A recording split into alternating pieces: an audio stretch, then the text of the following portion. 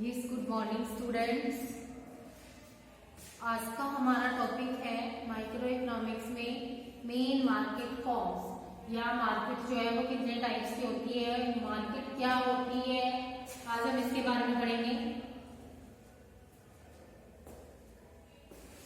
Market क्या होती है? जहां पर हमारे बायर्स एंड सेलर्स मिलते हैं, ऐसा प्लेस जहां पर बायर्स और सेलर्स जो है वो मिलते हैं और एक कॉन्ट्रैक्ट होता है बायर और सेलर्स के बीच में, उस प्लेस को हम क्या कहते हैं? मार्केट बोलते हैं। क्या होते हैं वो? मार्केट। और देखिए meaning of market, there are two aspects of every market, demand and supply. आप किसी भी मार्केट में चले जाइए, वहां पर हमारे पास दो चीजें पाई जाती हैं, एक होती है डिमांड और सेकंड होती है supply. We have discussed both the concepts in the previous units. इससे लास्ट चैप्टर्स में हमने सेपरेट स्टडी किया है कि डिमांड क्या होती है, डिमांड फंक्शंस क्या होते हैं, लॉ ऑफ डिमांड क्या होता है, इस तरह से बढ़े सप्लाई क्या होती है, सप्लाई फंक्शंस क्या होती है, लॉ ऑफ सप्लाई क्या होता है। अब बात करें मार्केट की, तो in this chapter we will put the two components together to examine the behavior of market as a whole. अब हम मार्केट में हम इन दोनों कंपोनेंट्स को लेंगे, हम सप्लाई को भी लेंगे और डिमांड को भी लेंगे। फिर market is like the nervous system of modern economic life, producer and consumer carry out their transactions of sale and purchase through the medium of market.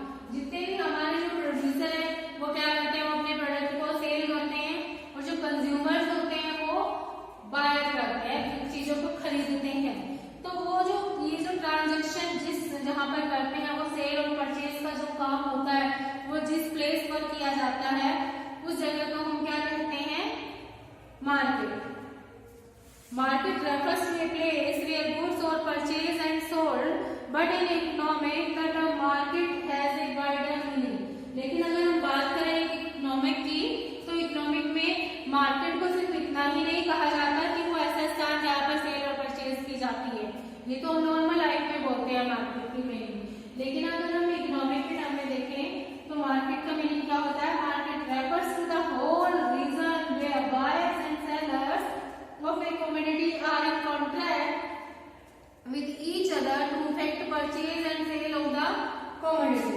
तो होता है मार्केट ऐसी जगह को बोलते हैं जहां पर उस एरिया के कोई भी एक रीजन हमने लिया, उस रीजन के जहां पर सभी बायर्स और सेलर्स होते हैं, किसी एक कॉमोडिटी के लिए वो कॉन्ट्रैक्ट करते हैं एक दूसरे से, जो सेल और परचेज करते हैं किसी एक कमोडिटी का, तो वो प्लेस क्या कहलाता है? हमारा मार्केट कहलाता है। आप देखिए डिस्कशन द एसेंशियल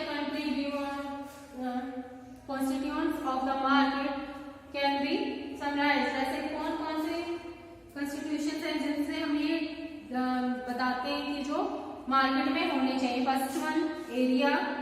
जो मार्केट है is not related to any particular place, it's spread over an area. ये क्या है? एरिया से ज्यादा फैला होता है। The area becomes a point of contact between buyers and seller. कोई भी वो एरिया हो सकता है जहां पर बायर और सेलर्स का क्या होता है?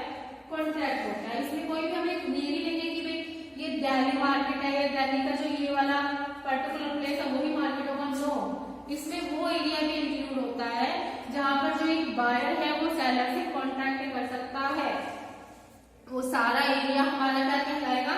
मार्केट। अब बायर्स एंड सेलर्स, कोई भी मार्केट जो है वो बायर और सेलर्स के बिना इनकम्प्लीट रहती है। फिर कमोडिटी, यानी मार्केट जो है उसमें क्या होती है? कमोडिटी का सेल और परचेज होता है। फिर कंपटीशन होता है। मार्केट कोई भी नहीं होता कि मार्केट में एक ही शॉप है, नो, वहां पर जो प्रोडक्ट होते हैं वो क्या होते हैं? वो होमोजीनियस होते हैं, बहुत ज्यादा फास्ट कंपटीशन होता है। ये मीनिंग हो गया आपका कि मार्केट क्या होती है। मार्केट में कौन कौन से कंपोनेंट्स होने चाहिए? एरिया होता है, कमोडिटी होती है, कंपटीशन होता है, और बायर्स एंड सेलर्स होते हैं मार्केट में। फिर main factors which determine the market structure. ऐसे कौन कौन से फैक्टर्स हैं जो एक मार्केट स्ट्रक्चर को डिटरमाइन करते हैं? First one is number of buyers and sellers. एक जो मार्केट है उसको डिपेंड करते हैं कि उस मार्केट में कितने नंबर ऑफ बायर्स है और कितने नंबर ऑफ सेलर्स है, कितने चीजों को खरीदने वाले हैं और कितने उसको बेचने वाले हैं। In the market indicates the influence experience by the on the price of the commodity. In case of large number of buyers and sellers and individual buyer और seller is not in the position to influence the price of the commodity. जहां पर बहुत ज्यादा large number of sellers और buyers होते हैं, किसी चीज को बेचने वाले भी बहुत सारे हैं, खरीदने वाले भी बहुत सारे हैं, वहां पर तो अगर कोई एक इंडिविजुअल, कोई एक पर्टिकुलर एक सेलर या एक बायर अगर वो कुछ करना चाहे कि भाई नहीं प्राइस इतने नहीं होने चाहिए, मैं नहीं खरीदूंगा, तो उस अकेले जो है वो पूरी मार्केट को इफेक्ट नहीं करता है, क्योंकि वहां पर अगर तुम नहीं खरीदोगे और कोई खरीद लेगा। तो अकेला एक इंडिविजुअल बायर और सेलर वो नॉट पोजीशन टू द वो प्राइस को इन्फ्लुएंस नहीं कर सकता है। Next, nature of the commodity. फिर the commodity of the homogeneous nature. Market में क्या होती है, जो भी चीज बिक रही है या जो भी चीज खरीद रहे हैं सेलर्स और बायर्स, वो क्या होता है, वो होमोजेनियस प्रोडक्ट बेच रहे हैं, यानी एक दूसरे से रिलेटेड। सपोज टूथपेस्ट है, ब्रेड है, तो क्या है, एक शॉप से नहीं लेंगे तो दूसरे से ले लेंगे। अगर तुम अपने प्राइस को इंक्रीज करोगे तो नेचर ऑफ द कमोडिटी पर डिपेंड करता है। Freedom of movement of firms. इसमें क्या होता है कि मार्केट में कोई भी फर्म एंट्री कर सकती है और कोई भी फर्म एग्जिट कर सकती है। फिर नॉलेज ऑफ मार्केट कंडीशन। जो हम ये मानकर चलते हैं जो बायर है उसको भी फुल नॉलेज है मार्केट की कि किस चीज का क्या प्राइस हो सकता है, और जो सेलर्स हैं उनको भी फुल नॉलेज है। हम ये नहीं सोच कर चलते कि जो कस्टमर है उसको कुछ भी नहीं पता है। फिर mobility of goods and factors of the production. इसमें जितने भी हमारे फैक्टर्स ऑफ प्रोडक्शन होते हैं वो क्या होते हैं, मूवेबल होते हैं। उनको हम एक जगह से दूसरी जगह पर, एक प्लेस से दूसरी मार्केट में इजिली ले जा सकते हैं। फिर है forms of market structure. Factors भी हो गए जो मार्केट स्ट्रक्चर को डिटरमाइन करते हैं। कौन से थे, number of buyers and sellers, nature of the commodity, freedom of movement of the firm, knowledge of market condition, mobility of goods and factors of production. फिर है हमारे फॉर्म्स ऑफ मार्केट स्ट्रक्चर, यानी जो मार्केट स्ट्रक्चर है वो कितने types का होता है, जो मार्केट्स होती है वो कितने टाइप्स की होती है।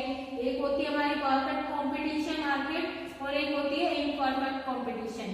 परफेक्ट कंपटीशन मतलब जिसमें पूरा ही कंपटीशन होता है, वो होता है हमारा परफेक्ट। और इनपरफेक्ट जिसमें कंपटीशन जो है वो बहुत ज्यादा नहीं होता है, बहुत कम होता है या ना के बराबर होता है, उसको हम बोलते हैं कि परफेक्ट कंपटीशन। फर्स्ट हम स्टडी कर रहे हैं परफेक्ट कंपटीशन। देखिए क्या होता है, परफेक्ट कंपटीशन वो मार्केट होती है refers to a market situation where there are very large number of buyers and sellers dealing in a homogeneous product at a price fixed by the market। क्या होता है, परफेक्ट कंपटीशन मार्केट ऐसी market या ऐसी situation होती है जहां पर हमारे बहुत सारे सेलर्स होते हैं और बहुत सारे बायर्स होते हैं और डील करते हैं। किस चीज की डीलिंग करते हैं, वो होमोजेनियस प्रोडक्ट की, यानी वहां पर एक जैसे प्रोडक्ट की बेचने वाले बहुत सारी शॉप्स हैं।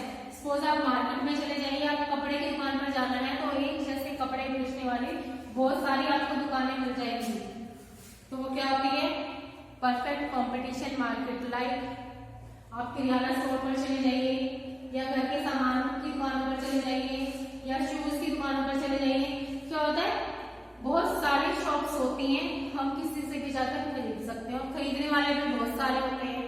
तो ये क्या होता है, उनमें परफेक्ट कंपटीशन होता है। और जो चीजें होती है वो कैसे होती है, होमोजेनियस होती है। ऐसा नहीं कि हमें एक तरह के शूज किसी शॉप पर मिलेंगे, सेम ऐसे ही शूज हमें दूसरी शॉप से भी खरीद सकते हैं, तो वो क्या होता है, होमोजेनियस। फिर एग्जांपल्स ऑफ परफेक्ट कंपटीशन में देखिए कौन कौन सी चीजें आती है हमारी, reality. Perfect competition has never existed. The closest example we have made such kind of market can be market for agriculture goods. Agriculture goods में देख लीजिए आप wheat and rice. अब जो wheat और rice है वो क्या है, इसको बेचने वाले बहुत सारे फार्मर्स होते हैं और जितने भी हमारे हाउस होल्ड सेक्टर्स हैं सभी उसको खरीदते हैं. तो लार्ज नंबर ऑफ सेलर्स और बायर्स हो गए. As result, no single buyer and seller can significantly affect the market price of wheat. इसीलिए जो प्राइस सेट होता है वो क्या होता है, सभी के लिए एक ही प्राइस सेट होता है, सभी को उसी प्राइस पर अपनी व्हीट और राइस को बेचना होता है. कोई भी एक पर्टिकुलर सेलर जो है वो अपने व्हीट और राइस का जो रेट है वो डाउन करके नहीं बेच सकता और ना ही कोई कम करके उसको खरीद सकता है. तो जो रेट फिक्स हो गया है उसी रेट के अकॉर्डिंग जो सभी सेलर्स हैं वो अपने प्रोडक्ट को बेचेंगे. फिर फीचर्स ऑफ परफेक्ट कंपटीशन या परफेक्ट कंपटीशन की कौन कौन सी फीचर्स होती हैं, कौन कौन सी विशेषताएं होती हैं कि हम उसको परफेक्ट कंपटीशन मार्केट बोलते हैं. First, very large number of buyers and sellers. Perfect competition में क्या होता है, there are very large number of buyers and sellers. वहां पर क्या होते हैं, बहुत सारे सेलर्स भी होते हैं और बायर्स भी होते हैं. फिर होमोजीनियस प्रोडक्ट, जो भी मार्केट में जो भी प्रोडक्ट जो है वो ऑफर किए जा रहे हैं सेल के लिए वो क्या होते हैं, होमोजीनियस होते हैं. होमोजीनियस यानी वो देखने में भी एक जैसे लगते हैं, उनकी साइज भी सेम होते हैं, उनकी क्वालिटी भी सेम होती है, उनके कलर्स भी सेम ही होते हैं, वो दिखने में एक जैसे लगते हैं. चाहे आप किसी भी शॉप से खरीदिए या किसी भी सेलर से खरीदें तो वो क्या कहलाते हैं, हमारे होमोजीनियस. फिर आपका freedom of entry and exit. Every seller has freedom to enter और एग्जिट द इंडस्ट्री. जो हर एक जो सेलर होता है उसको राइट होता है कि वो जब चाहे वो मार्केट से निकल सकता है और जब चाहे वो मार्केट से बाहर जा सकता है. तो इसमें उनकी फ्रीडम होती है, उसमें कोई भी गवर्नमेंट का या कोई लॉ नहीं होता है, कोई रिस्ट्रिक्शंस नहीं होती है.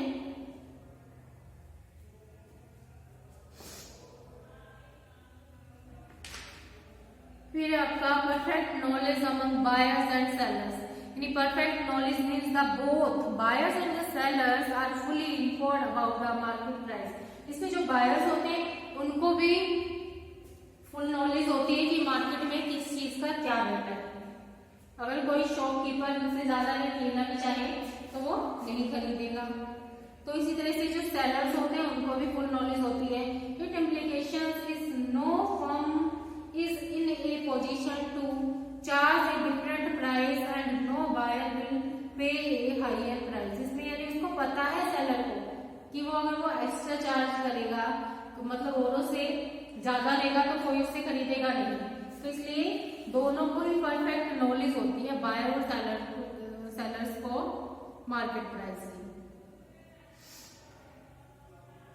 फिर है perfect mobility of factors of production. The factors of production कौन कौन से होते हैं, हमारे land, labour, capital, entrepreneurship are perfectly mobile. There is no geographical और occupational restrictions on their movement.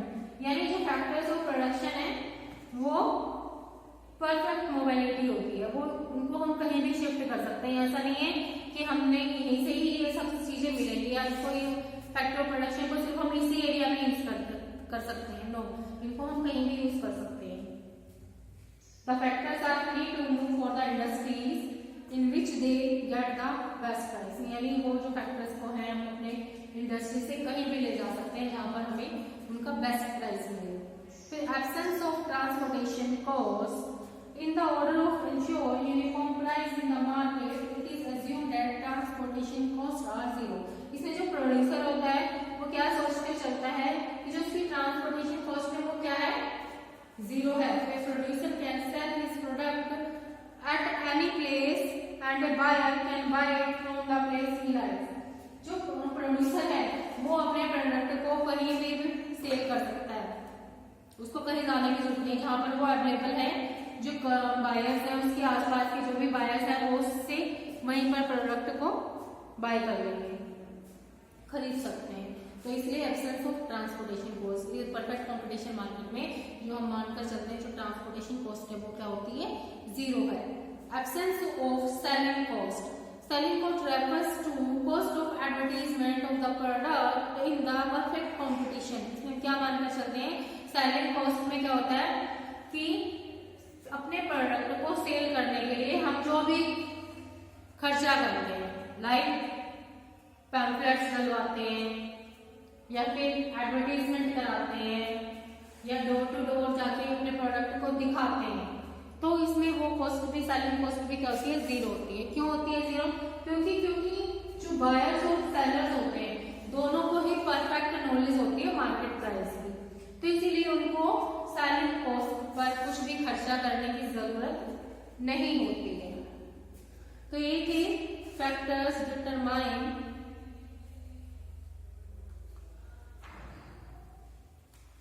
या फीचर्स ऑफ परफेक्ट कंपटीशन। अब नेक्स्ट टॉपिक है हमारा perfect competition and pure competition. ये छोटा सा क्वेश्चन बहुत अच्छे से आता है एग्जाम में। जो परफेक्ट कंपटीशन होता है इसको हम प्योर कंपटीशन क्यों कहते हैं? प्योर कंपटीशन क्यों? प्योर कंपटीशन का मतलब होता है जिस मतलब पूर्ण रूप से शुद्ध कंपटीशन। हाँ भाई, वास्तव में जो बायर्स हैं या जो सेलर्स हैं उनमें फास्ट कंपटीशन है, क्योंकि एक जैसा प्रोडक्ट बेच रहे हैं आप मार्केट में। आज सपोज आपको शूज लेने हैं, आप एक रोड पर निकलेंगे, आपको बहुत सारी शॉप्स मिलेंगी, तो उनमें क्या है, कंपटीशन है। कोई बाहर खड़ा होकर नहीं बोलता ना, कोई लड़का तो नहीं है, नहीं आप मुझसे खरीदो, मुझसे खरीदो। नो, जिस बायर का जिस शॉप से मन करता है हम उस शॉप पर जाकर अपनी कोई भी चीज खरीद सकते हैं। तो ये जो परफेक्ट कंपटीशन मार्केट है इसको हम प्योर कंपटीशन भी कहते हैं। क्यों कहते हैं? Perfect competition is used in wider sense as compared to pure competition. The competition is said to be pure competition when the following three fundamental conditions exist. देखिए, हम इसको प्योर कंपटीशन क्यों कहते हैं? क्योंकि इसमें हमें 3 कंडीशंस दी गई हैं जो है, इसीलिए हम इसको परफेक्ट कंपटीशन या प्योर कंपटीशन बोलते हैं। Very large number of buyers and sellers. इसमें क्या होता है, बहुत सारे सेलर्स होते हैं और very large number of buyers, और बहुत सारे बायर्स होते हैं, तो इसीलिए हम इसको प्योर कंपटीशन कहते हैं। फिर होमोजेनियस प्रोडक्ट, जो भी सेलर्स हैं वो क्या बेच रहे हैं, होमोजेनियस प्रोडक्ट बेच रहे हैं। सपोज टी की शॉप है, उसके पास टी के बहुत सारे ब्रांड है, टाटा है, टेबल है, ताजमहल है और रेड लेबल है, बहुत सारी वैरायटीज हैं। अब बिस्किट्स की ले लीजिए, बहुत सारी डिफरेंट कंपनीज होती हैं, तो जो है बिल्कुल सेम वही चीज, वही कलर, वही क्वांटिटी, वही प्राइस हमें इस शॉप से मिल जाएगा, चाहे तो हम किसी और शॉप पर जाए, same colour, same quantity, same price हमें मिलता है। तो इसीलिए हम इसको क्या बोलते हैं कि प्योर कंपटीशन है। फिर freedom of entry and exit, कोई भी एंट्री कर सकता है बिजनेस में, कोई भी एग्जिट कर सकता है। इसमें कोई भी रिस्ट्रिक्शंस नहीं होती है कि नहीं तुमने एक बार एंट्री कर ली है तो अब आप इससे एग्जिट नहीं करोगे, या कोई न्यू कॉमर्स में एंटर नहीं कर सकती है। कोई भी चाहे अपनी शॉप या अपनी इंडस्ट्री या अपना फॉर्म खोल सकता है इजीली, कोई भी बाउंडेशन नहीं होती है। फिर है perfect competition is a wider concept for the market of the perfectly competitive in addition to 3 fundamental conditions, 4 additional conditions must be satisfied. अब जो परफेक्ट कंपटीशन है वो एक वाइडर कंसेप्ट है, बहुत बड़ा कंसेप्ट है, जिसमें हम 4 कंडीशंस को और मानकर चलते हैं कि ये भी हमारी इसमें आती है। कौन कौन सी आती है? First, perfect knowledge among buyers and sellers. हम क्या मानकर चलते हैं कि जो सेलर्स हैं और जो बायर्स हैं उनको परफेक्ट नॉलेज है, उनको पता है कि जो प्रोडक्ट है उसका कलर क्या होगा, उसका साइज क्या होगा, उसका क्वांटिटी क्या होगी, उसका प्राइस क्या होगा, दोनों को ही पता है, बायर्स को भी और सेलर्स को भी। फिर है perfect mobility of the factors of production. क्या मानकर चलते हैं इसमें जितने भी हमारे फैक्टर्स ऑफ प्रोडक्शन है उनको हम कहीं भी यूज कर सकते हैं, जरूरी नहीं है कि उनको हमें यही यूज करना है, जहां हमारा मन करे फिर एब्सेंस ऑफ ट्रांसपोर्टेशन कॉस्ट हम क्या मान कर सकते हैं, इसमें जो हमारी ट्रांसपोर्टेशन कॉस्ट है वो क्या होती है, नथिंग होती है, जीरो होती है। फिर जो सेलिंग कॉस्ट होती है वो भी एब्सेंस होती है, इसकी सेलिंग कॉस्ट भी जीरो होती है।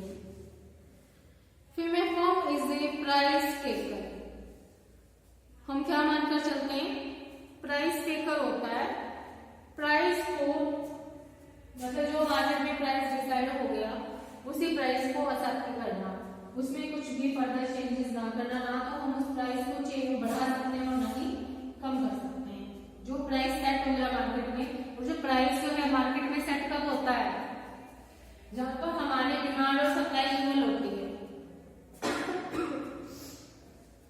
वहां पर हमारा क्या होता है, प्राइस सेट होता है। इंडस्ट्रीज जो है वो प्राइस को सेट करती हैं। इंडस्ट्रीज प्राइस सेट कहाँ करती हैं, जहां पर किसी प्रोडक्ट की डिमांड और सप्लाई इक्वल होती है, वहां पर वो प्राइस सेट हो जाता है। उसके बाद जितनी जो हमारी जो फर्म होती है वो हमारे फिर उसी प्राइस को क्या करती है, वो एक्सेप्ट करती है। वो जो हमारी इंडस्ट्रीज होती हैं वो प्राइस मेकर होती हैं, और जो हमारी फर्म्स होती हैं वो क्या होती है, वो प्राइस टेकर होती है। प्राइस टेकर जो उसमें प्राइस को नहीं बनाते, जो इंडस्ट्रीज ने डिसाइड कर दिया कि हमें इस प्रोडक्ट का ये प्राइस लेना है तो हम वही प्राइस लेंगे, अदरवाइज नहीं, उससे कम ज्यादा नहीं कर सकते हैं। और देखिए जो फर्म होता है play no role in price determination, जो फर्म होती है उनका कोई भी रोल नहीं होता है प्राइस डिटर्मिनेशन में। It can affect neither the supply nor the demand in the market. जो फर्म होती है वो कुछ भी इफेक्ट नहीं करती है कि सप्लाई क्या करनी है और डिमांड को। Firm is price taker and industry is the price maker. जो फर्म होती है वो क्या होती है, प्राइस टेकर होती है और इंडस्ट्रीज हमारी प्राइस मेकर होती है। Each firm has to accept the price as determined by market focus of demand and supply. जो हर एक जो फर्म होती है वो एक्सेप्ट करती है प्राइस को, और जो प्राइस को डिटरमाइन कौन करता है, market forces of the demand and the supply. Price is determined at the point where market demand curve intersect market supply curve. जो प्राइस होता है वो कहाँ पर डिटरमाइन होता है, जहां पर हमारी मार्केट डिमांड इंटरसेक्ट करती है मार्केट सप्लाई कर्व को। तो वहां पर जो जिस पॉइंट पर इंटरसेक्ट करेंगे वो पॉइंट हमारा होगा इक्विलिब्रियम पॉइंट, जिसको हम बोलते हैं प्राइस सेट होता है उस पॉइंट से, जहां पर market demand and market supply equals होती है। फिर price taker means that individual firm has no option but to sell at a price determined by the industries. इसमें जो इंडस्ट्रीज होती हैं वो प्राइस को सेट करती हैं under perfect competition, and individual firm can not influence the price on its own. जो कोई भी इसमें एक इंडिविजुअल फर्म जो है वो प्राइस को इन्फ्लुएंस नहीं कर सकती है, प्राइस पर कोई भी इफेक्ट नहीं कर सकती है,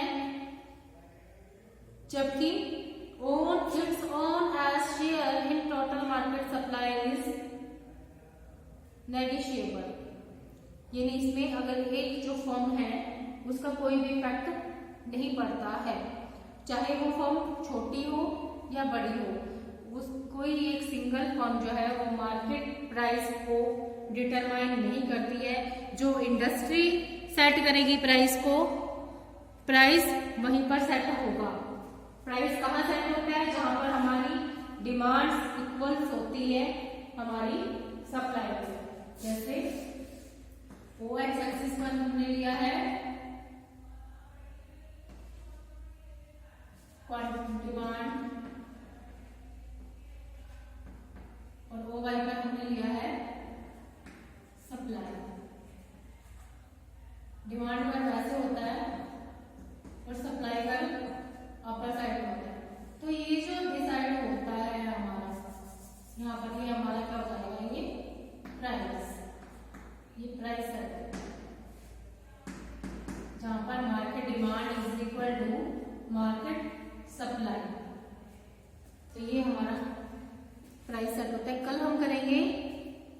इसका डायग्राम सिखाऊंगी मैं आपको।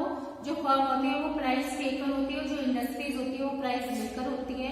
किस तरह से परफेक्ट कंपटीशन में जो प्राइस होता है वो किसी कमोडिटी का वो सेट होता है। आज के लिए इतना ही है, कल मिलते हैं नए टॉपिक के साथ जिसमें हम करेंगे परफेक्ट कंपटीशन मार्केट में डिमांड कर और सप्लाई कर किस तरह से होते हैं, और जो फर्म होती है वो प्राइस टेकर होती है और जो इंडस्ट्रीज है वो प्राइस मेकर होती है।